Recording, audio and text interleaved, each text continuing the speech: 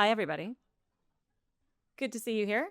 For those of you that don't know me, I am Rachel Fisher, and I'm the Chief Executive of the RTPI, and I am just going to say like 5 words to welcome you all to the Planners Women of Influence reception. Thank you so much for coming. This is my first Women of Influence reception since taking up this role in March. And I have to say, it's been like amazing seeing all these incredible kind of women passing through the screen, and to see so many amazing people in the audience and in the reception. It's fantastic. My job is basically just to reassure everybody that there is going to be an order of service. There is going to be a conversation. There are going to be drinks.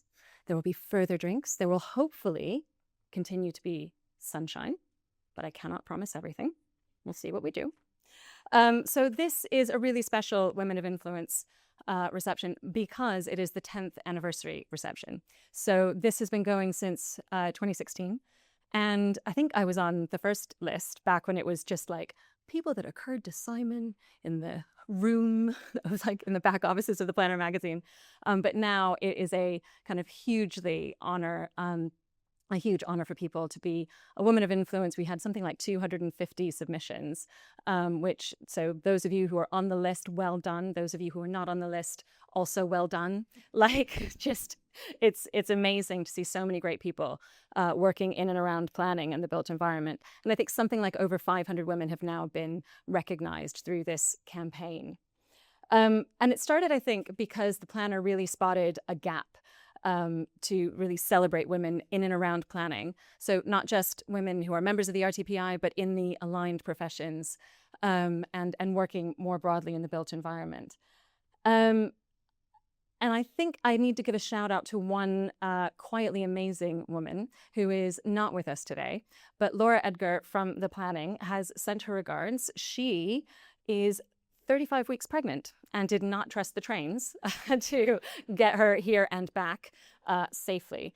So she has been absolutely instrumental in this from the beginning, and it really, really is down to her good efforts. But she wanted to reiterate her congratulations to all the women of influence and these are her words, so I will probably get emotional on her behalf, for turning up every day to try and make the places we live, work, and play vibrant and safe, and for trying to ensure that they serve the needs of everyone in the community, as well as for mentoring younger women and other colleagues as well. She says that reading the nominations was a joy. Also, thank you to everybody who nominated. And Simon, please can you pass on everyone's heartfelt congratulations to her from all of us. And also, thank you, Simon, to you as well for the work that you put in you're so modest, into the Women of Influence as well, because I know that this wouldn't happen without a huge amount of hard work behind the scenes. So that's basically it from me. I am now going to hand over to Artemis Ansel from Kingston. We will then have an esteemed panel chaired by Charlotte Morphet here up front, talking about women's safety in the built environment. And then we will adjourn to the terrace for more sunshine and drinks before we close out bang on 5 with Jacqueline Lean from Landmark Chambers. So without further ado, thank you so much for coming, and I will hand you over to Artemis. Thank you.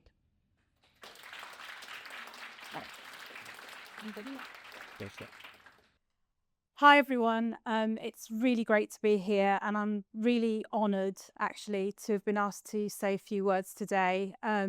As some of you know, I am a massive fan of the Planners Women of Influence. I know what it has done for me since being chosen 3 years ago.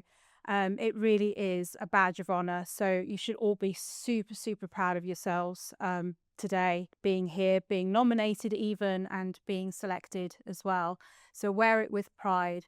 I'm here today representing the London Borough of Kingston as part of my outgoing post there that I've been involved with. But what I really kind of wanted to say about this and why it means so much to me is that throughout my career as a woman, I've seen firsthand how often incredible talent isn't often matched by the equal opportunities that are out there. And in my taxi ride over here from Victoria, I ended up with a very, very chatty cab driver who said, "Oh, where are you going and what are you doing?" And I stupidly started talking to him, and he was fascinated.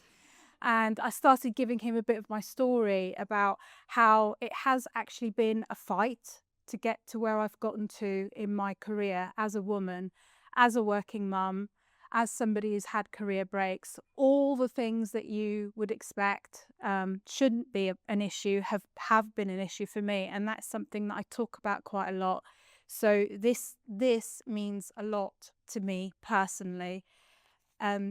So when we elevate women into positions of influence, we don't just change individual careers, we change decisions being made in rooms that shape our industries.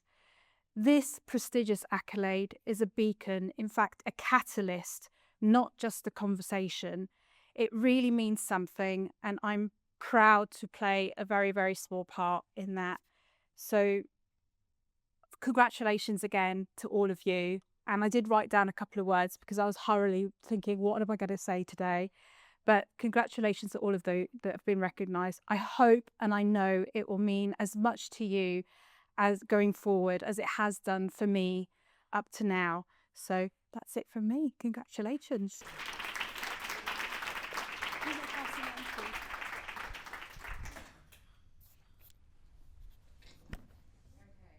So I just want to say a huge congratulations to all of the women of influence as well.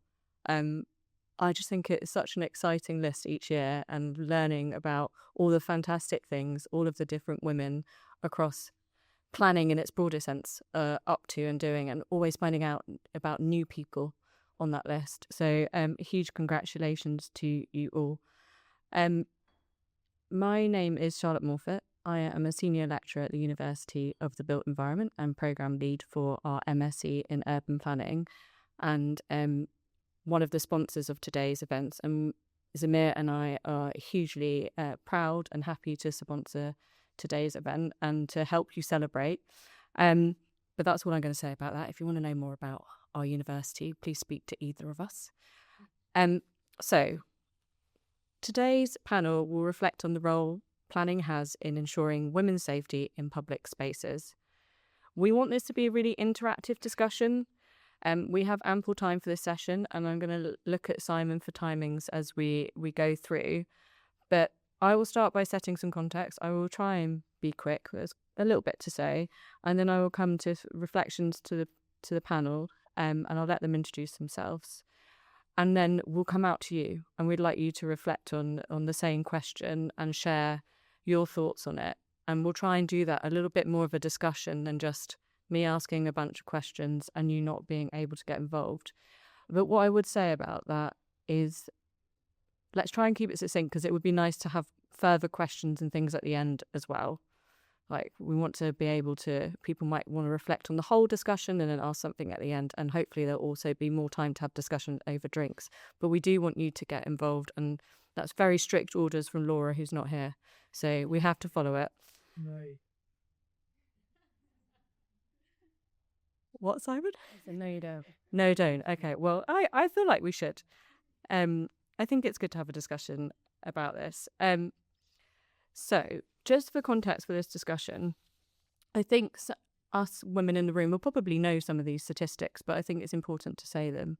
New polling by YouGov for Active Travel England has found that 9 in 10 women have reported feeling unsafe walking after dark, and 1 in 3 young women are put off walking locally due to personal safety fears. 71% of women of all ages in the UK have experienced some form of sexual harassment in a public space, according to the UN, and this number rises to 86% among 18 to 24-year-olds, and only 3% of 18 to 24-year-olds reported having not experienced any types of the harassment listed in that particular study. Now, they should be shocking stats, they should be shocking statistics, but unfortunately they don't feel very shocking to me, and I'm sure not to the panellists either. And while we're we're mentioning this is, and what we're talking about today, is about what the role of planning is in all of those perceptions and actual fears of safety. I'm going to get this wrong, I always butcher this. The Anguli, how do I say it? Do you remember what the inquiry is called? My dyslexia is terrible. But the inquiry into Sarah Everard, let's just call it that, in 2015 highlighted that public spaces have historically been designed by and for men and stressed the need for planning guidance to address safety. That was later then talked about in the Violence Against Women and Girls strategy in 2025, which again identified the role of national planning guidance and policy as a critical tool to support safety of women and girls in public spaces. So they both asked for a national approach, and they both asked for it to be included in the MPPF in England. And this is a very English debate, but I will bring it back to the devolved nations as well. So the MPPF was consulted on in December 2025, and it failed to mention women and girls in relation to safety. In fact, the MPPF was written as a gender-neutral policy document with no mention of women or girls. When MHCLG was contacted, it said that the MPPF is a planning document. It sets out guidelines for house building and planning in England, and the VWAG strategy, so the Violence Against Women and Girls strategy, is about protecting women and girls from violence and misogyny. And it was unclear as to why anyone would expect the two things to be combined. Yet, what I would say is that countless intergovernmental organisations, NGOs, national and city governments across the globe consider that planning has a pivotal role to play in gender equity and women's and girls' safety. Women and safety did appear in the PPG, in the Planning Practice Guidance England, but not holistically or systematically. It was mentioned ad hocly in the movement and public spaces chapters. Bringing this back to the devolved perspective, I have looked at the other three nations and how they take on issues of women and girls and safety. And similar to the MPPF, I confirm that Wales' 2040 strategy only focuses on demographics, so how many women, how many girls, how many female, how many males. It doesn't have any other citations around any other considerations for gender, let alone safety. The strategic policy statement for Northern Ireland is also silent on gender, and the regional development strategy have no references, but they do have a clear equalities impact assessment that considers that women are not unfairly or negatively impacted by the planning policies set out within it.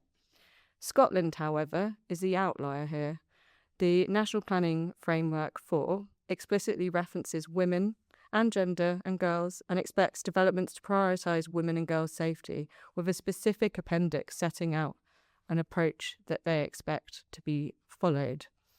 And so that is a context in which we're having this discussion on. And I will start by going to Nikki, and please do introduce yourself, to reflect on the role planning has in ensuring women's safety in public spaces. And do think about your own answers to this, because I will come to you. If people want to chip in, do. Thank you, Charlotte, and thank you for the kind words at the start. I'll just start by saying thanks to the planner and to those who nominated me and selected me. I'm delighted to be on the list this year, quite humbled and very proud of this little badge. I'm going to try and find an excuse to wear it all the time now. So I'm Nikki Davies. I'm Chief Executive at Meeting Place, and Meeting Place is a PR and public affairs agency focused on the built environment. So all of our clients are trying to achieve large-scale planning permission, and we see our main audiences as all the non-technical ones. So politicians, the lovely public, and media. Tends to be local media, local journalism. So we're really, I was describing it earlier as like the sharp end of the debate currently.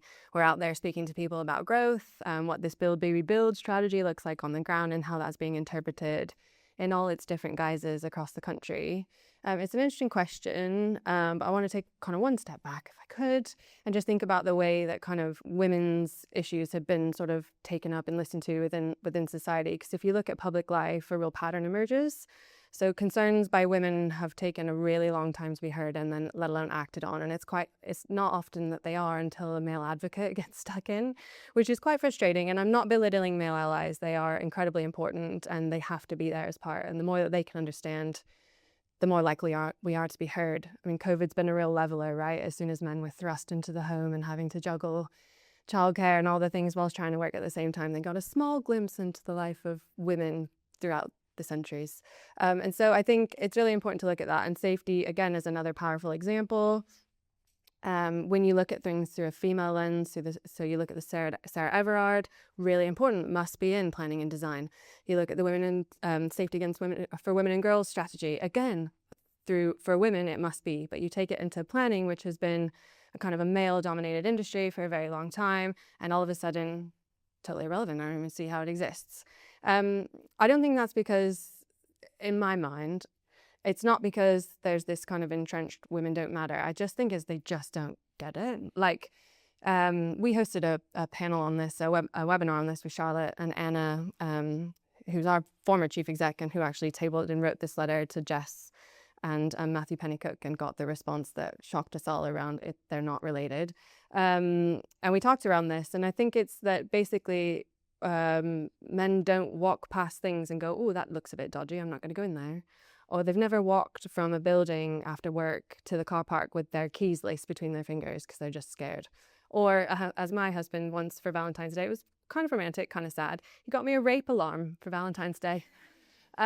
Because he was genuinely, I talked to him a lot about it. I kind of opened his eyes to the experience of what it's like to be a woman in the world and feel very vulnerable. So he got me this rape alarm, which was pink, and was like, it's because I care. And I was like, well, that's lovely, honey, but that is very sad. Maybe not for Valentine's Day. So I think it's this like eye-opening experience. And for him as well, we're raising little girls, and the way he's teaching them to move around the world, we sometimes debate about, like, take the shortcut, girls. And mummy's going, no, stick to the well-lit path. Always take the well-lit path. So I just think it's this like blind spot for them that they don't understand. And I think it's our job, sadly, to kind of explore that with them. But so what role does planning, so now let me get to the point. What role does planning have in ensuring? Well, I think we need to reframe it, actually. I think it's been interesting to see kind of a Labour government who we've got a kind of female chancellor who's kind of making that leap. And the Prime Minister's trying to do this too, around build, baby, build, and that link between kind of planning and like growth and development and economic prosperity. They are making that connection. But when you think about it from a women's point of view and like what the choices that women make because things aren't safe and how that limits economic prosperity, and I haven't really seen that argument kind of put to government in a way. So yes, it's about good design, but it's also about the choices that women are then able to make, like how they're able to actively participate in society. Businesses will have more late night customers. Women will actively participate in the economic environment. We talk a lot about like vibrancy of place, creating vibrant, well looked after spaces. But we don't often think about that from a gendered lens, that like actually if we don't get safety right, then you're 50% of the population isn't going to be activating that space.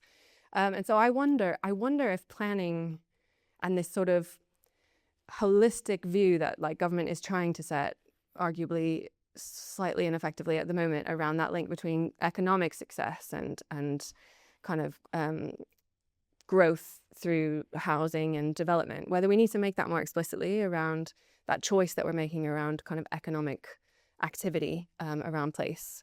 So I think that slightly answers the question, but I'll hand over. Am I handing over? Okay.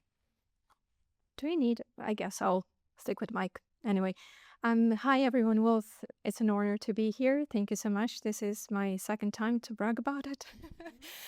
So yeah, I'm now feeling like quite overwhelmed with being second time here. But really, is my first Women of Influence was for the work that I've done on the area of I would call it gender equality in a built environment, because and I will come to that, I like to expand the topic onto gender equality rather than just the safety as one aspect of gender equality, but we'll come to that. Thank you so much. You have outlined what the problems are, so stole quite a lot of my lines there, from the statistics to what actually lived experience is. But I want to move this into not just knowing what the issues are, but actually knowing what in practice this looks like. So the work that I've done, I'm a planner and landscape architect. Have I said my name? No. Okay. Marina. My name is Marina Milosev.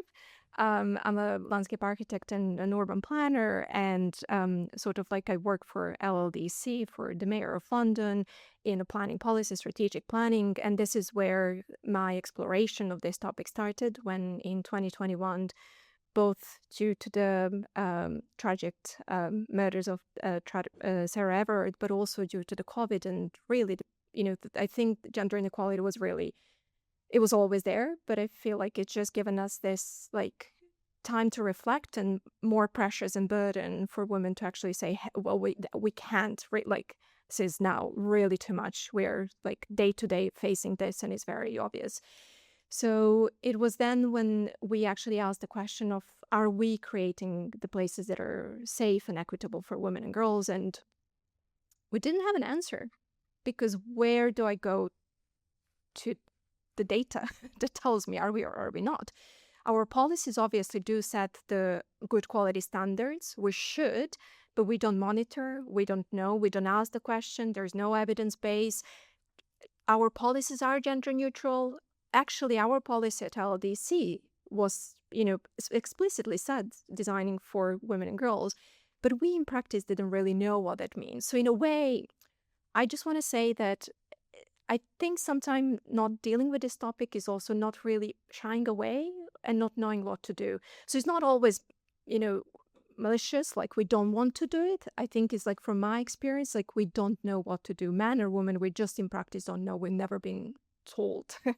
So this is where our work started. And obviously the first thing we did is ask women and girls, because otherwise we'll be putting bias, otherwise we'll be throwing statistics that say nothing. So we at LLDC undergone like a huge evidence-based collection, asking over 1,000 women and girls like where they feel safe, where they don't feel safe, why, etc. And I have my colleague Jenny, and she elevated that work for Tower Hamlets and actually done much greater work. So now we actually have that evidence.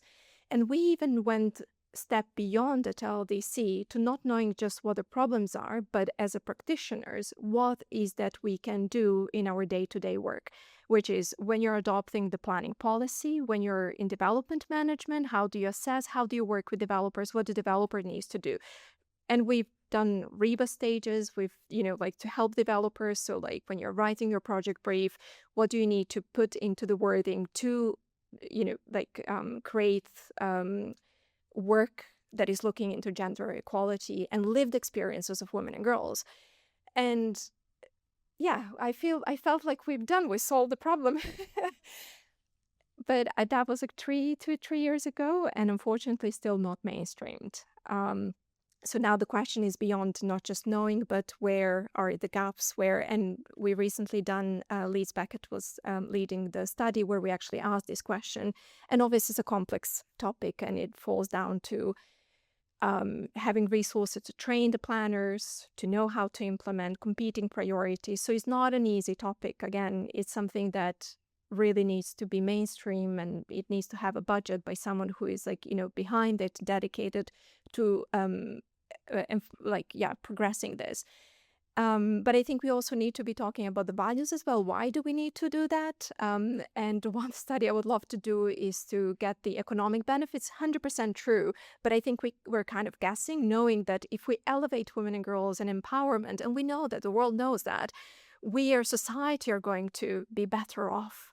But unfortunately, it seems like we need some figures to add to that to convince those who are operating in the system. So again, I think we're progressing, but it's still quite a work to do, not to discourage us, but I think we're at the good path. We just need a little bit more work to do. And just to brag a little bit more, not to brag about myself, but to actually... but to commend Scotland. I'm currently actually as a consultant doing their toolkit, feminist toolkit for urban, how to I guess, achieve gender equality in the built environment. So the practical toolkit, because you're really right, they not only have this embedded into national policy, which is so important, because then you have to do it and all local authorities have to do it. And the planning, again, we have evidence that has a lot to do with it. But also Glasgow declared itself as a first feminist city. So I think it really needs to be that top-down and bottom-up approach where there is like a lot of political will, seeing on a political level this is a priority, but then also us as a practitioner knowing what to do. And then we meet in the middle point where we're actually doing mainstreaming, learning, and, reiterating. Sorry, this was maybe too long, but... So, because we want this to be a discussion, does anybody want to now, based on that, ask a question, raise a point? No pressure to as well, but if anyone's working on this area, all very quiet. I knew it wouldn't be too long. We've got Katrina and we've got Heather. Great. We'll go with the Scot and then we'll come to the Northern Irish. I love what's been done. I have to say, last time I was in Glasgow, I didn't feel it was particularly feminist and I didn't feel particularly safe. But I do love what's being done. But I think we have to treat this as a system. I've got two girls, 23, 21. The eldest one got molested in the centre of Soho end of last year. Ran after the guy. The youngest ran after her and they tackled him to the ground and it was fantastic. But I said to them, what happens if he'd had a knife? My God, I mean, it was a good end. He got arrested. It turns out he was on drugs and all sorts of things. But it was a really busy place. There was no other sort of, it wasn't as if it felt unsafe. It was the centre of a Saturday night in Soho. And there's an education around men, boys, around this. But there's also an education, I think, around young women in terms of how to deal with situations. I've seen stuff on LinkedIn from people saying they were in the same situation where young men came up to them threatening. What do you do in that situation? So I think this is great and it's physical and it feels the right direction, but it's just a small part of the answer, isn't it? So I think we'll take that first and then come to Heather afterwards. But I would agree with you, Katrina. It is. We discussed, Marina and I discuss this all the time because we've worked on things together, like a toolkit for climate change on gender and inclusion. We are expecting quite a lot of the planning system as well to fix these things. And it is. So in that particular instance, I would have thought active bystander training would be useful for people to understand how they can get involved. But Nikki or Marina, do you want to come back to, Marina?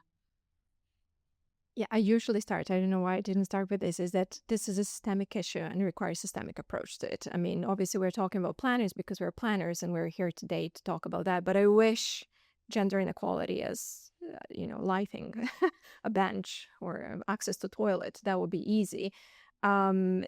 So, we need to also be very careful when we're talking about safety in the built environment because we cannot promise the safe built environment. That just cannot. I think we're undermining our work, but trying to do that. And also, safety means different things for different people. I kind of move away from talking only about safety because I don't feel that is reflecting what we really want to talk about. We're talking about perception of safety.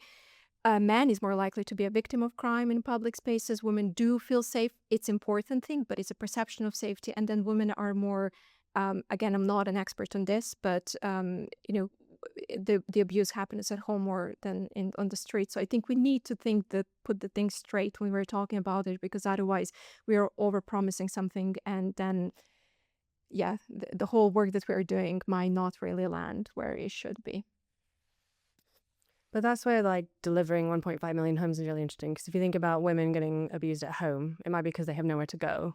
And so we talk about delivering homes for vulnerable, but that's a part of the story. So that is a piece that I think is probably missing and could be elevated. But it also takes, if it's systemic, it takes a government that understands that these things are intrinsically linked. And I think the answer that Anna received to her letter shows that they clearly do not.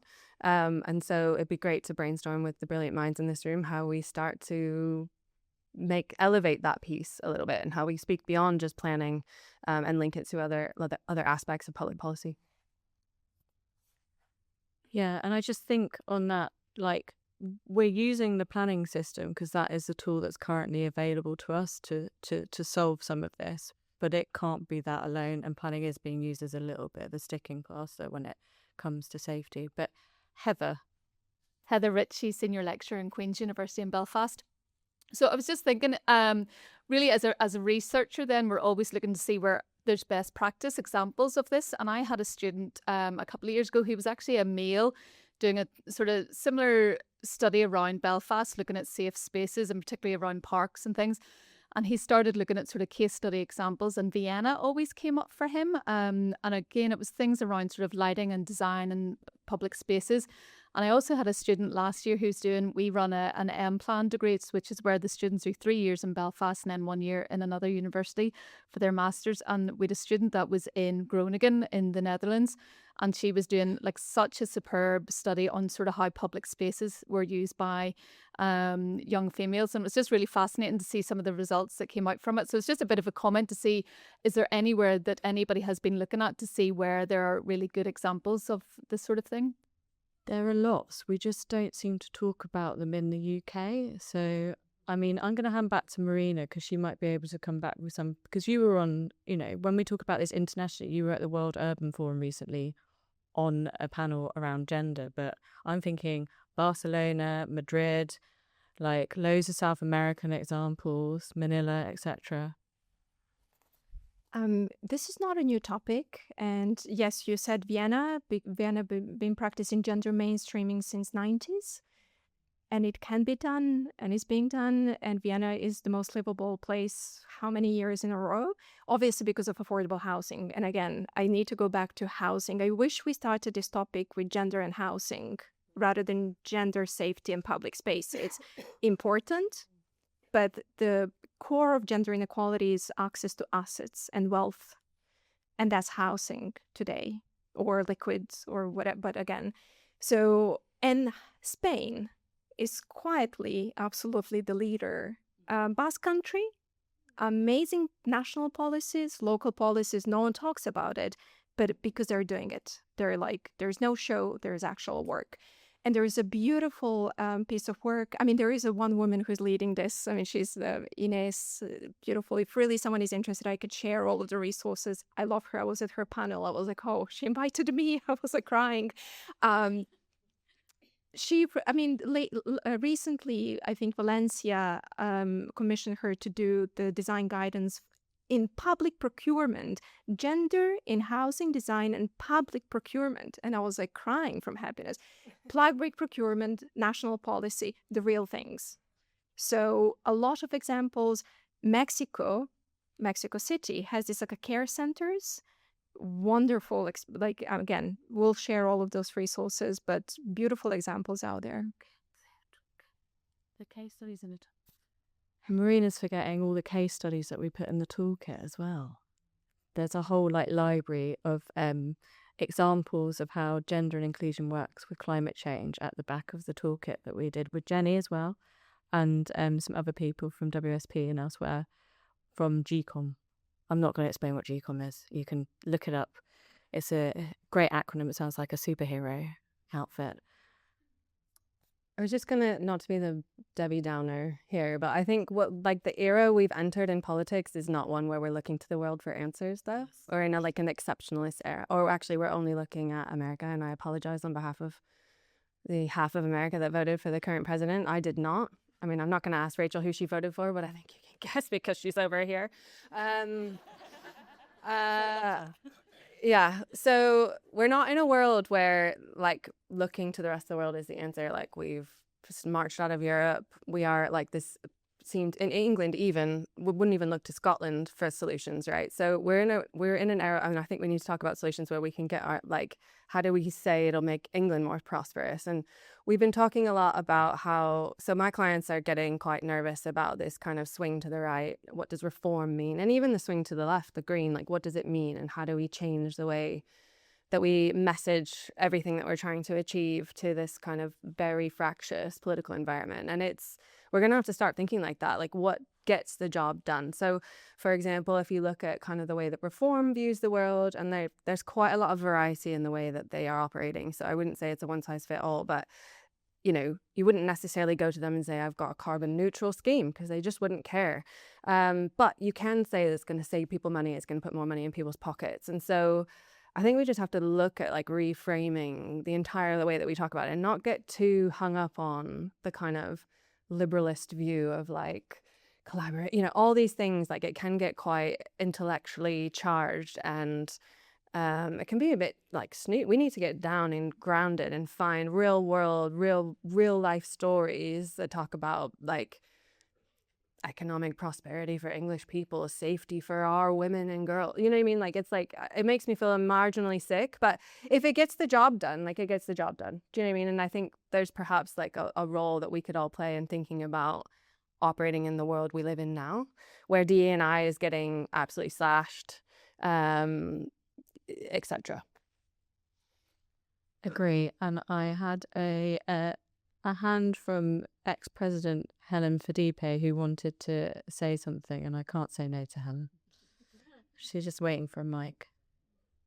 And then we'll have one more question for somebody that was a bit further back from Helen, and then I'll come back to the panel on the next question. Okay, thank you very much. I'm just thinking that the issue of gender-based design planning is not just good for women, as we all know. If we concentrate and consider how better the world would be by planning better for women, we would create more inclusive places. And it's also very important that planners, because we've got the tools, but it's the understanding and the awareness. And so some of the things I would like to contribute is looking at how we can ensure that we mainstream it in education. So, for instance, the new, so those coming through the planning system, are they being educated properly to take into account inclusive place making tools? The other thing I wanted to also say, I've lost my notes, just hold on, I was making notes a few minutes ago, is that many women planners or female planners work within local planning authorities. Not many of them realize the power they've got with the public sector duty of care. That exists for them to use and be able to demand for planning, for applications to take into account issues around gender. The other thing that I would also want to point out or add to, it may already be occurring because I haven't read some of the documents you mentioned, is not to treat gender as a monolithic issue. I think I've spoken about this at another Women in Planning event. It's about the intersectionality. I'm a Black woman, so the places I can go to are even more limited than those places a white person can go to. I'm not only just worried about feeling unsafe as a woman, I'm also afraid of being racially abused. And so when we're talking about gender, it's very, very important that we consider not just looking at it from one lens. And I'm hoping that all the work that's being done, that you are getting different opinions, getting different people to share and also contribute to that particular piece of work. So that's my contribution, is that it's great, it's good for everyone, but let's make sure that we carry everyone along. Thank you. Thank you. We will go to the person at the back, but just on the point of, there was another person, if they put their hand up that had a question or comment, that would be great. But on the education point, Helen, I think it is being taught, but perhaps it's not about it being a specific module. It needs to be embedded into every discussion, and as does all of the discussions around intersectionality. And I think one of the things for me with the NPPF, and we will come on to this about what does it mean for planning to be focusing on women through a lens of safety, but I think that the NPPF should be more explicit on demographic data being collected as part of evidence bases, so we can, and just in stipulating that any consultation needs to have demographic data. Because if we get that at the beginning, we can start to look at it, and when we can start to understand what does an older Black woman feel in this space, or how are they using public spaces or public transport, etc., and we can start to get that. But at the moment, I don't think we're in a place where we have the data to understand that, and I think that's quite dangerous. I can't see this person, but hello. Yes, go for it. Can you hear me? Yeah. Hi, everyone. I'm Shruti Guruswamy. I'm not on the list this year. I helped Simon with the judging. I work for Arcadis, and I'm a master planner. So I'm an architect and urban planner, and very much in line with what Marina does as well. It's like, how do you bring policy into like little design ideas and how do you get funding and how do you implement them. And it's more a commentary on, because I used to work on the Glasgow projects as well, and great that they had the feminist town planning motion and all of it. But it comes down to, and something Nikki mentioned about, it's the economics of it and how we implement these solutions. So it's all great in planning and policy, and you bring all the best of the world's design thinking in it. And when it comes down to establishing the benefits to cost ratio, it's so focused on what makes you money. And all of these solutions kind of trickle down, and it's like, oh, is this going to save us X amount of time? Is this going to bring business and stuff? So, there's a lot of push. When I still remember leading the team which wrote the business case for the livable neighborhoods. And it was so much focused on the economic benefit and the environmental and the social part of it, including the gender safety and gender equality part of it, were categorized as indirect benefits. Good, we had a client who actually saw value in it and kept pushing for it. And the year we were working on it, there was all, because of the feminist town planning motion, we had a fund allocated for projects which could bring about gender equality in public space.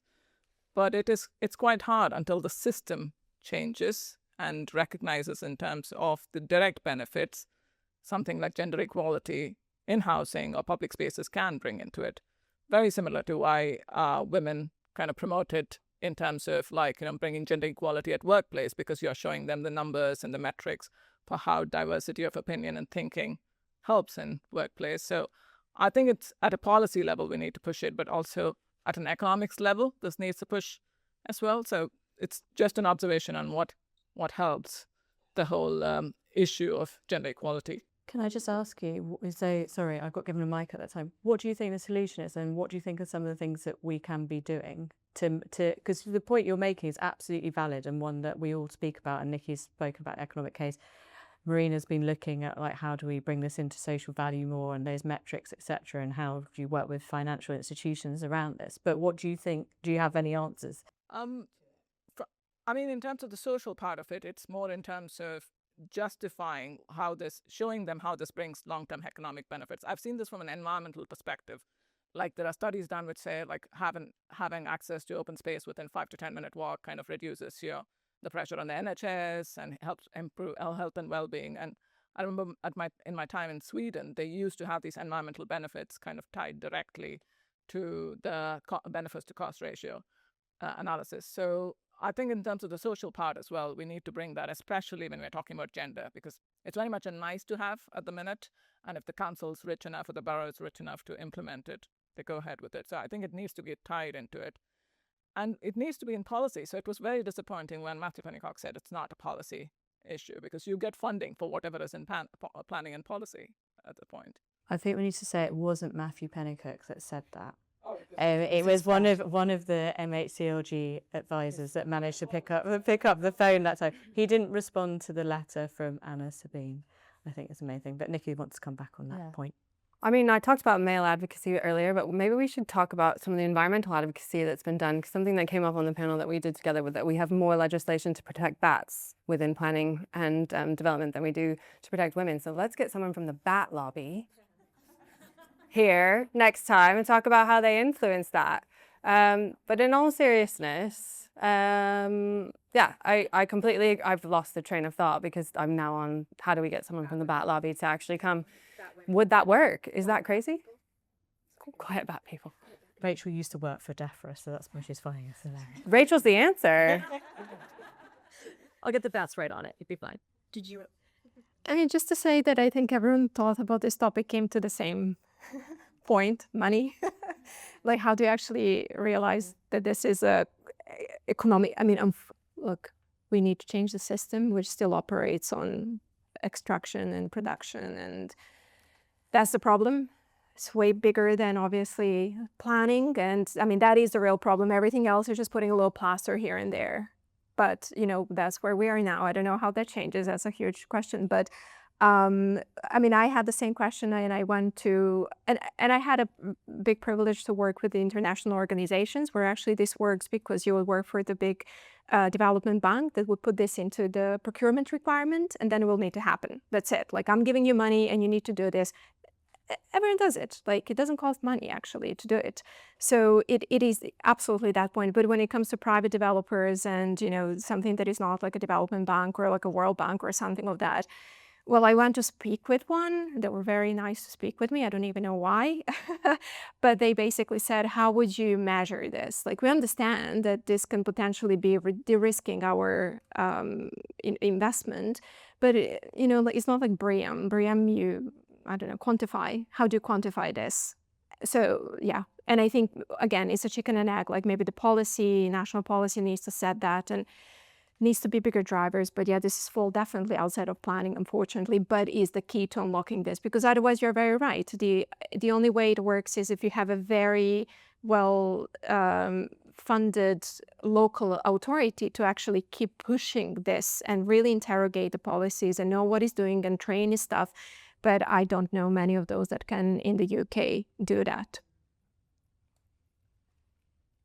So, I'm going to bring it back to the questions here because we've got 15 minutes left, and I do think that it's worth reflecting on one specific thing. So we've been talking about women and their experience of place through the frame of safety, and I do think we should explore what does that sort of mean for women and their involvement in planning, that we're only really considering their needs and debating them, especially in the UK actually, in relation to safety. You know, I've done a lot of research in this area. I've looked at things from the 70s through to now. Safety is a relatively new high concern.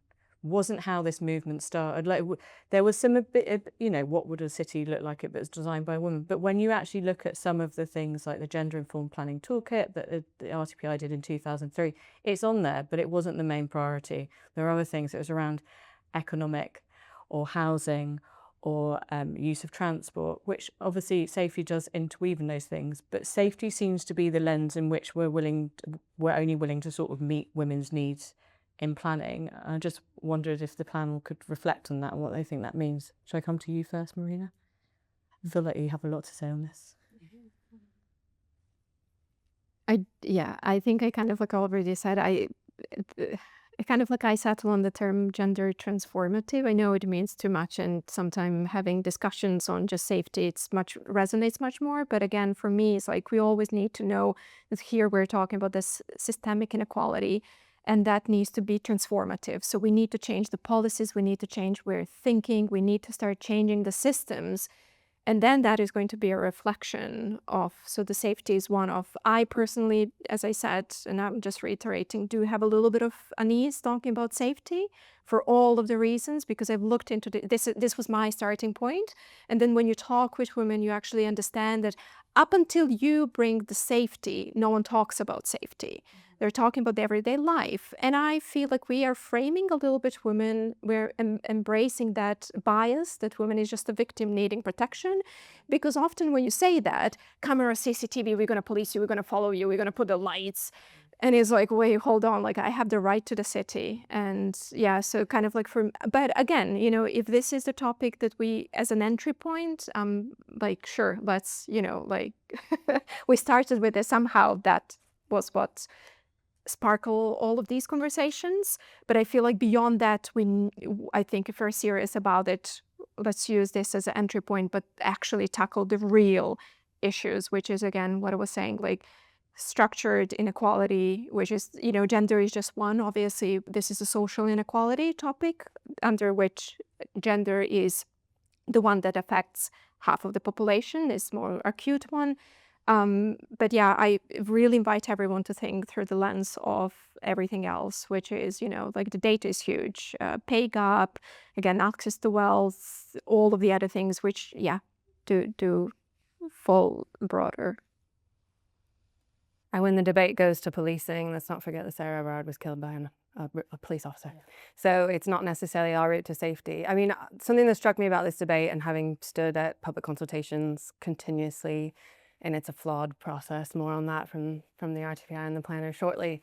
But like the debate in those rooms isn't about safety, like that's not even where we are. And before this panel, I was trying to look at, with the power of AI, it can be used for good. We've created like this global tool that allows us to look at our holistic data set. So we collect feedback on every single piece of work that we do. So 400 feedback forms over here, 200 over there. And we started to think, oh, could we actually, as a smallish agency that aren't data scientists, like, can we start to query some of this data by creating a tool? We have been able to. It's really cool. We've only just scratched the surface, but I just said, what does it look like if we look at it, how many women respond? And more women respond to our public consultations than men, which I find quite interesting. It's a thing. But they're also more likely to be opposed than men. And I was like, gosh, that's really interesting, because from like my point of view, you think about, oh, let's go to the mum and baby group to talk to them about what new development could mean for the opportunity for their children or for caring for their elderly parents or whatever. But actually, if you think about the way that the system is evolving now, and it is increasingly feeling broken, right? It's more expensive, it takes a lot of time. Like, if you think about the way that women operate within the world, and that takes it beyond safety, right? It's like, how do women use the built environment? There's a lot of talk about more need for connected trips, right? So transport planning often looks at how do you get from work to home, and that's it. But what happens if you have to go from work to school, to the supermarket, to ballet, back to home? And quite often we don't think and plan for that. But equally then, why would women be opposed? Well, if it feels really difficult to get a doctor's appointment at the minute, it feels really tricky to get a school place, if this all feels really hard, and if we take the position that quite often that mental load sits with women and the effort sits with women, then yeah, you're going to come to this consultation and you're not really going to want to talk to me about safety. You're going to want to talk to me about good functioning public services. And so kind of rounding back to that economic piece, like, we have quite a lot of data that suggests that what we're doing right now isn't working. So like £4 million a day is spent on temporary accommodation in London alone. That's one child in every classroom in London. So like, we have quite a lot of data that suggests it doesn't work. So why is the onus on proving that it would work? Like, we have so much that tells us it doesn't work. So I think it's a lot to ask both the public and politicians to be talking about safety, but there's like quite a lot of other ways that we can just say, how do you use the space currently? Like, and that's not often where we're starting the debate. Like, we're going, we know you need to get from point A to point B, and it's like, well, do you actually need to get there? And are we getting the right conversation started? Are we inviting the right people into the space to have those conversations? And it's something that like my industry needs to look at and work on, and we're reflecting on like actively at the minute, but it takes a client that's willing to do it as well. And I think we've all seen the sector change. So I've been in this industry 16 years. My first meeting was with all men. It was terrifying. I was 20 something and it was just like, ah. And it's hardly ever that I'm in a space where I'm only surrounded by men. And that's power, right? And so like, all of us in this room need to go back to our spaces and start asking these questions and having these discussions, because I think the foundations are there to be able to kind of evolve in this place. And I think safety is not where we need to start. It's probably that systemic, like that system. How is it working? How are you able to function or not in your current local community? And how can this development help you or not function more like vibrantly? Do we have... No, I'll come back to you. I was just going to say that, because this is interesting, because I've had this discussion recently twice, once with Marina and once with Holly Lewis that runs We Made That. And she's done a lot of the work for TfL around the safety audits. And she says we need to stop using the word safety, because it creates a barrier between you and the people, and it makes people feel something that you don't necessarily want them to feel about a place or in that community engagement. I thought that was really interesting. And then just quickly, before I hand back to Marina, so Karen Hallwood and I, who Marina was working with on that project at Leeds Beckett, asking all the councils in England what they knew about this topic, we had a discussion about safety has a much broader definition when you're working in a global majority. It's access to a house, it's access to infrastructure, education, employment, being safe from climate disaster, being able to access transport, all of those basic things. And whether there was something around actually broadening how we discuss safety in the UK to bring people in more, to get people to move beyond this, it's a woman walking with her keys being scared of a man, because actually some of those issues are really quite pertinent at the moment. It is hard to get access to housing, and Marina's right that we should be discussing this around housing, because women are more likely to be single parents, more likely to be part-time workers, earn less, have less pensions, live longer, housing is a gendered issue, and we need to start considering in that way instead of just planning gender neutral sort of housing policy. But Marina, back to you. Yeah, spot on. That's probably what I wanted to say, but yeah, no, but I just wanted to go back to, we need to be thinking about through systems thinking about this, because walking, being able to walk, particularly, you know, as a caregiver, not only saves your time that you don't have, but also improves your health, and that saves it's like a knock-on effect, and we need to be thinking through system thinking. But at the end of the day, in practice, what it means, I feel like there were a lot of big words here, but in practice what it means is like having a national policy that needs to be reflected at the local level, and as simply can be as collect gender disaggregated data and respond to that. Right, whatever you're collecting evidence base is something we do as a planners all the time. We don't collect gender segregated and intersectional data 100%. Then once that's in your planning policy at the local level, based on those as you do, as a planner, those who work in policy know exactly what I'm talking about, then developer would need to put that into the project brief. I'm a consultant currently, and I do that for developers. It doesn't cost that much money to have someone just to bring that lens. And again, it's not that expensive, it doesn't break their budget, but it needs to be in the project brief, because if it's not in the project brief, like, no one's going to pay you to do that. No one's going to have time. No one's going to go. And eventually, again, I'm not saying we need to be consulting women all the time, because that's a burden on them. But, you know, where it's appropriate, when you're doing consultation, involve women and girls. They're conditioned not to think about their issues, because we're conditioned not to think. So you need to work with someone who knows how to ask the questions, what action. And it's usually like walking with women and listening their lived experience, their daily life, and then knowing what to do at your, it's a little bit of a skill, but it's not, you know, a huge thing. You just need to be aware of the topic and know a little bit about it. We call it gender champion or expert or whatever you want to call it. So at the end of the day, it's very practical, and it doesn't cost that much money, but it does need to be embedded into the policy and therefore into the project brief. And I'm only called when there is a public procurement and someone puts that into the procurement requirement, and then they're like, oh, we need this, we don't care how much, we need to tick the box. Or when someone really is desperate to get a planning permission and all of the planning benefits, this doesn't cost that much, like, come and, you know.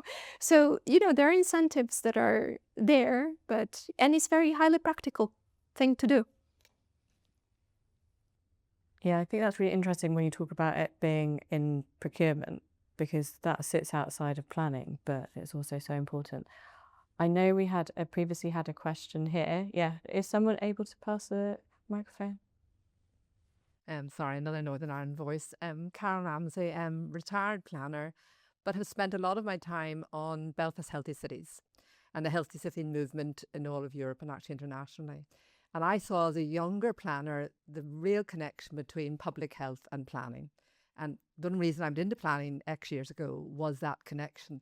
And we lost that over the years. We became all about capital and property, etc.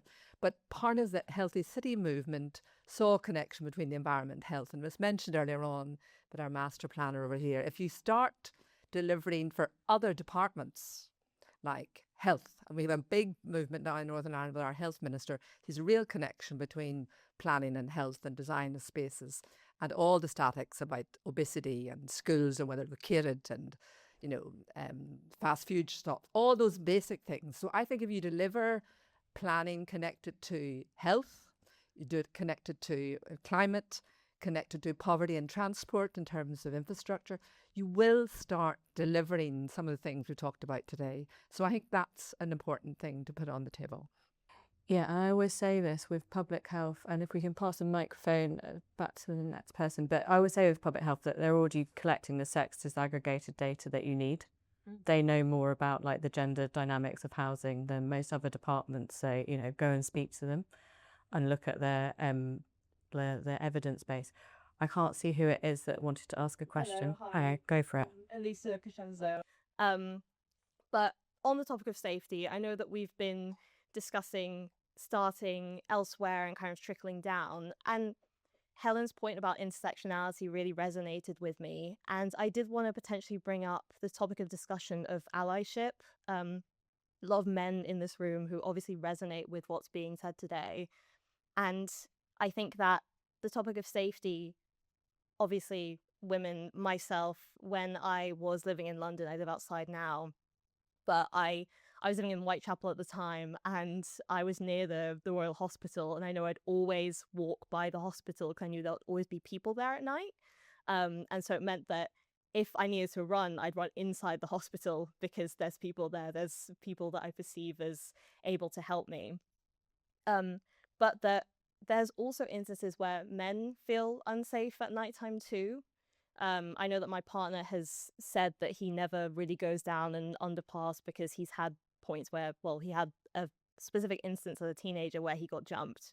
And so despite him not looking like me at all, he also sometimes feels unsafe. And again, this is less of a question and more just a point of discussion. Is there a case of us bringing the point that gender neutrality doesn't just impact women, it also impacts men. It impacts people of all genders. And maybe that case of trickling down isn't just an instance of starting in healthcare and environment, of course, but also starting by saying that this is an issue for men too. And so maybe we can start there. Absolutely agree with everything that you've said.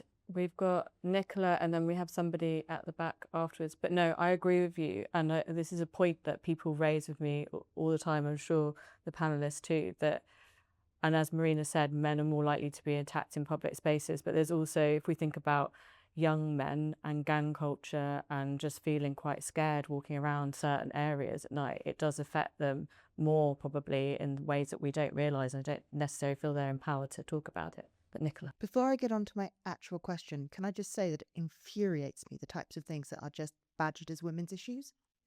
Childcare.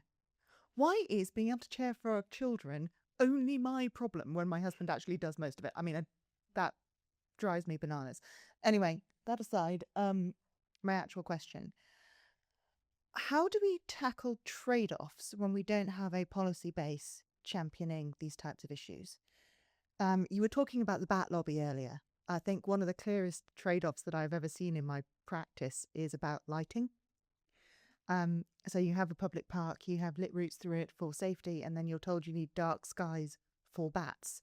And there is policy and law championing the bats, and not so much for gender and concerns around safety in usable spaces. So in that particular trade-off, unless you've got a very clever lighting solution, the safety issue loses. And it's not the only situation where that will happen.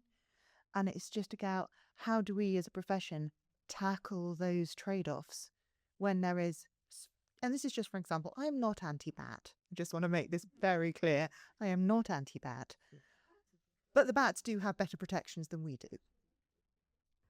I mean, that's quite a difficult question to answer, but I'm going to give it to my panel. Thank you for that, Nicola. You might look to other people in the audience too. I'm seeing a lot of chief planners. Well, I think it's like, I mean, I would come to this because I work in politics and comms, and I think you have to make it a political issue. You have to elevate the stories of people that are finding it. You know, why are you championing good lighting in that area? Can you get anecdotes from the local community? Can you get women to raise their voice around it? I mean, it's only natural that it happens, right? Because when you submit a planning application, it goes into the statutory consultees, and I don't see a statutory consultee for women and girls either. So it's going to go to Natural England and all the other environmental bodies that go out there. And so we have to do the work with the public, and you have to find the stories. I mean, I had a very similar battle on this with a particular county council. And we did get some traction when we found women's stories. We spoke to our ward councillors. I mean, it's a long and arduous process, but I think it starts with like lived experience and human stories, because we don't have the policy coverage at the moment, because there are trade-offs made all the time, right? And you show them that there's a pie and you can only carve it a certain amount of ways, and we have to use all our powers of persuasion really to show that this is an important part of the pie. You don't have to if you don't want to. No. Just to give a plug for some work that Women in Planning have been doing with Building People, which is to start to build coalitions around gender equity issues in the built environment. We've signed a memorandum of understanding with 30 women's groups from across the built environment and construction, and some of this is around this area, around this bit, to get other parts of the built environment to fully understand the role that they play. So real estate, property, construction in sort of creating gender environments and hopefully get some more, clients that might actually feel happy to do some of this in their projects, and also to feed back on national policy a bit more. We had another question at the very back. Yes, if we could, that would be great. Hi, thanks. I'm Sarah Morris from Pembrokeshire Coast National Park. Just wanted to refer to secured by design. So I think many of us as practitioners, that will be the standard that we're sort of looking at in terms of safety. And we also, certainly in Wales, I'm not sure about in England, but for our registered social landlords to get Welsh Government grant funding to build affordable housing, they have to build to secured by design. I think many of us who are looking at it feel that secured by design is inadequate in many ways. And I can't claim credit for this comment, but I was watching some commentary the other day from somebody who said this has come from police organisations which have been identified as being institutionally racist in some cases and institutionally sexist, and therefore can we trust this standard anymore? From my perspective, it doesn't work for rural areas. In defence of the bats, sometimes we don't need lighting everywhere.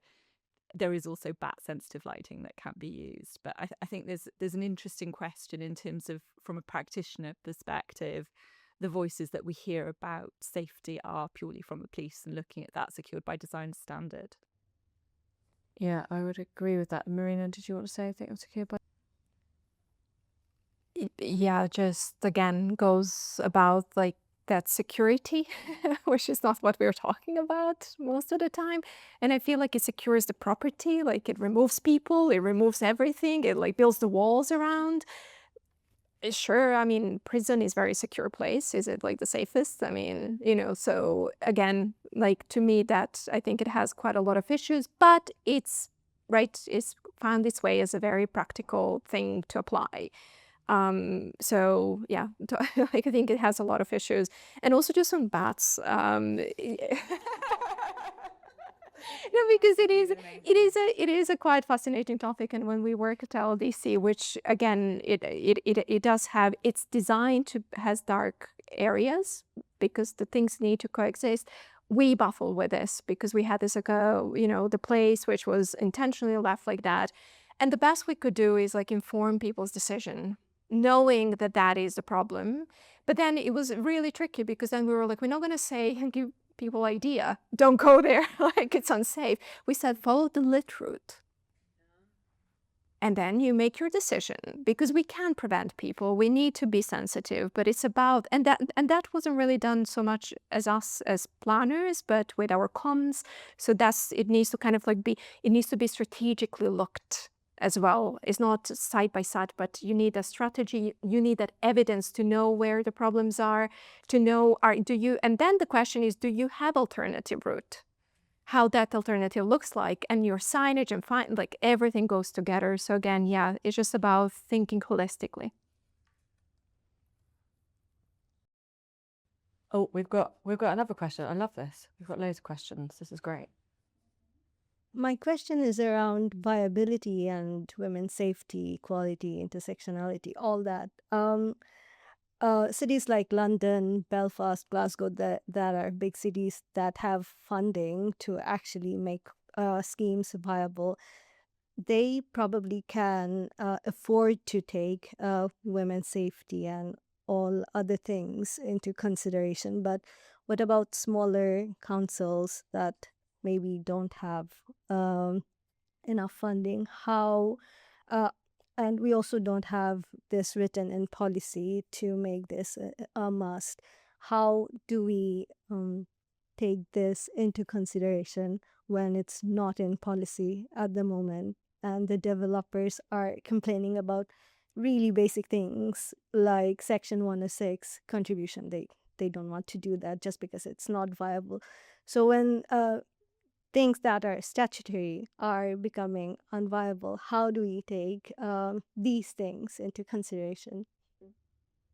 Yeah, that's a great question. I would just say that nothing is viable at the moment, even in London. So yeah, I think it's a struggle everywhere. But Marina, Nikki, Marina, did you want to think about it? No. Well, I guess I will just say quickly. So Marina has actually looked at this across all of the local authorities to try and understand and answer this question. And I think you're forgetting the answer that you always give to this, which is use the LLDC toolbook. It's applicable to any council, and it sets out some really good guidance. I mean, to me, the thing is, like, I would say, but it's not a good argument. I would say this is a tough process. This doesn't cost money. It's about understanding, asking, looking at the data. The data will be collected. I don't think anyone cannot, I mean, it's a statutory requirement to consult people or engage, hopefully. Just collect data, gender disaggregated and intersectionally disaggregated data to understand who is saying what, who needs are what. I think is a start, and it does not cost the money at all. But again, I appreciate that for planners to ask that, they need to be aware of the topic. And to be aware of the topic, yes, we do need a little bit of money to raise that awareness and do campaigns and trainings, etc. So this is, I think, where it lies. But I feel like I would never seen a requirement that came out of this, which is going to break the bank. Which is like, you need to now build, I don't know what. It's not about building extra. It's about being sensitive to how informed your decisions and design. And it's a thought process that doesn't cost money. Yeah, and from someone that kind of predominantly works with the private sector, I think, yes, things aren't viable at the minute, but they are still open and discussing this thing called social impact or ESG, depending on what lens you use. And I think this very much can be put in that lens. And it's our job, I see it as my job as a consultant, to show them easy wins and ways to make their scheme more palatable to whoever their audience may be. So whatever's going to get them a faster planning consent. And if you can say, I mean, you mentioned it before, that you get a call up when they're going, God, we need to show all the good benefits of this site. Can you throw in some stuff about women?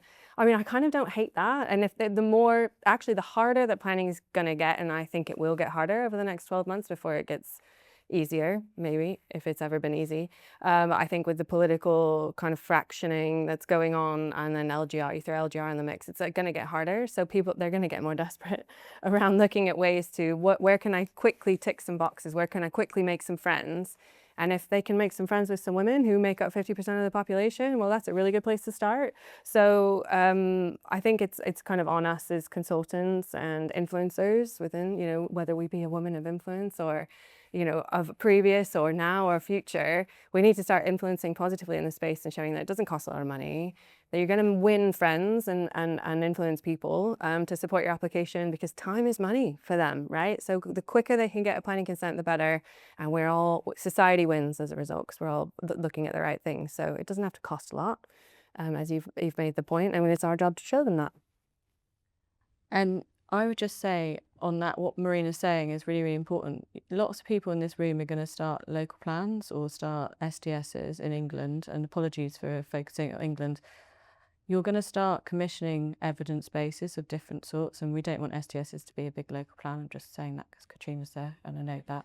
But it would be nice if the evidence bases that are underpinning some of these strategies did include more demographic data. Just put it in your briefs.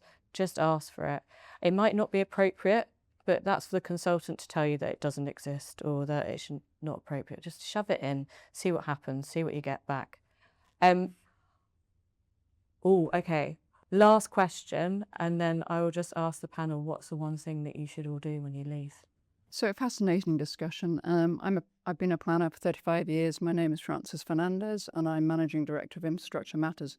I just wondered if I might draw from some of that experience gained over the 35 years. And I work in big infrastructure, so think HS2, think Thames Tideway. And there's a couple of things which I think could be very relevant to today's conversation, and perhaps we can follow this up later when we're having drinks afterwards. But every meeting that we have when we're on big infrastructure proposals, we have a safety moment, and that can be about anything: gender, safety, space, place, all of that. Secondly, the national policy statements for infrastructure give us a really, really strong platform to integrate good design and gender safety in all the big project work that we do. So good design is embedded into national policy statements, and every project has to have that at the heart of its proposal. And that includes a number of design principles. And ultimately, what we're talking about today is safety. And design principles are an absolutely key way in which we can influence the safety of the places we create. So just think sometimes we get quite narrow in our conversation about urban design. But just think broadly outside of London, particularly the role of local authorities is very much to influence the private sector in terms of what do they understand by good design, what do those design principles need to contain, and how ultimately they're saying yes or no to the requirements that go into a DCO. How can they influence that discussion? Just some food for thought. That's really, really interesting to add that DCO in. So I can see one more question. I will allow it. But I was just going to say, Marina, this is what you're talking about with having a gender champion, and some of the work that Arup talk about is having like a moment at the beginning of a meeting where you sort of reflect on equality issues or EDI or DNI or gender or safety, like you said. So that's really interesting. That is something that is happening on these big major infrastructure projects. I don't know if you wanted to comment on that at all. No. Okay. I can see. Yeah. Okay. What last one, Hannah? Hi, thank you. I'm Hannah Hickman from the University of the West of England. A very brief point, which was really to caution against the need for more data. I know data is really important, but I feel that our system is drowning in data. And I think what we ought to be talking about is storytelling and why a particular development or a particular plan is good for the future of that place. And if it's a good plan and it's a good development, then it will be good for everybody. So I think we're talking about good design, but telling a good story about it and not just asking for more data, because we'll get ever slower and more quantitative. And we mustn't forget the art as well as the science of town planning. That's a very, very good point. Nikki, did you want to come back on that? So a little plug, if I may, for some research that Meeting Place launched last year called Impact of a Home, which tries to marry quantitative and qualitative data together, because I just absolutely, girl, preach around storytelling. It's the way that you influence people. It's the way that you cut through the noise. It's the way you take a very technical topic and make it accessible. And we are definitely in like a post-truth world where facts and figures are questioned and doubted, and everybody feels like you've made that up and that's from your perspective, etc. But it's really hard to argue with someone's story. And so I just completely agree. And if you're interested at all in that, I would look at, it's on our website, or come and speak to me. I'll give you one of my cards. The QR code's on the back. But we've attempted to do that. I'm not saying it's the best thing ever, but it's a start, and it's a way to sort of start to frame the debate around how development changes people's lives, and how we tell that story to influence people. Did you want to come back, or you? No, I agree with you, Hannah, as well. I think we do need to do storytelling, but I think the problem with this particular topic is there isn't actually that much data available in the UK specifically. So while I agree we do need to have the storytelling, I do think we need to marry the two, have a bit of a mixed method approach on this. But also someone did caution me on Nikki's panel around sort of sex disaggregated data. It was one of the panelists, wasn't it? That you can't always take that data at face value as well. And so while we're saying collect it, you still need to go and speak to those people afterwards to get those stories, to get that storytelling, to understand it. So I don't think we're saying a blanket, just sex disaggregated data. Some of that might be qualitative as well. It's not just saying lots of stats. Statistics can be, used for anything. But yes, I do agree with you. I'm just going to ask you both just to think about one thing everybody in this room could do when they go back to the office, back to their desk, that might push the needle forward a little bit.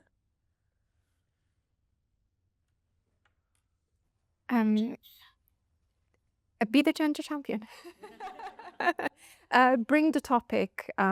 Every one of us can influence this in our work tomorrow, and you don't need to know, you don't need to be an expert. You're aware of the issue. Everyone is.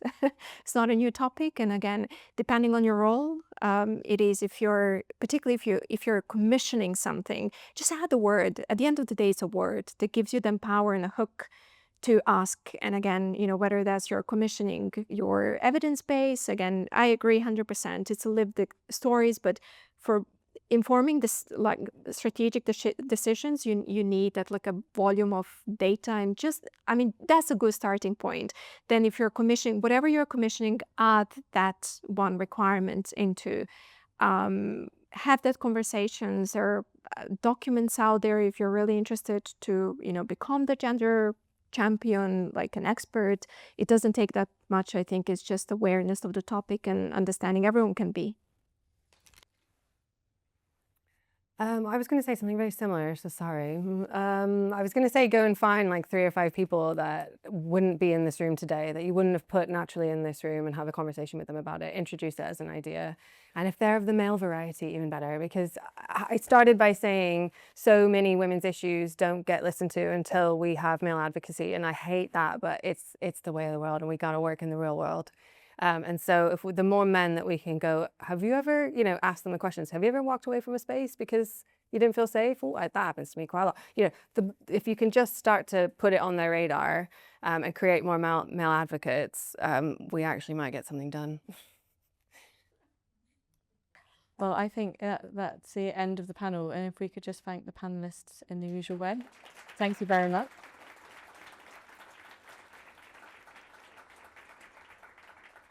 So I think we now move outside because it's still sunny. Rachel didn't get it. Yes, exactly. Delivering for the women of influence. We'll go outside for some drinks, and then I think we'll have a round-up chat from Landmark Chambers. And then I believe there's a pub booked for after that as well, isn't there, Simon? 5 o'clock. 5 o'clock there is a pub. Lehman Street Tavern. Lehman Street Tavern, if I've said that right. Booked. Come and join us. Simon's buying. We've got a table for 10, but that's fine. And no, I'm not going to buy around for every molly. Remember what I am, just come across. Great, thank you everybody, and thank you for all your contributions and really like making this a wonderful and rich and discussion. It was really wonderful. Thank you.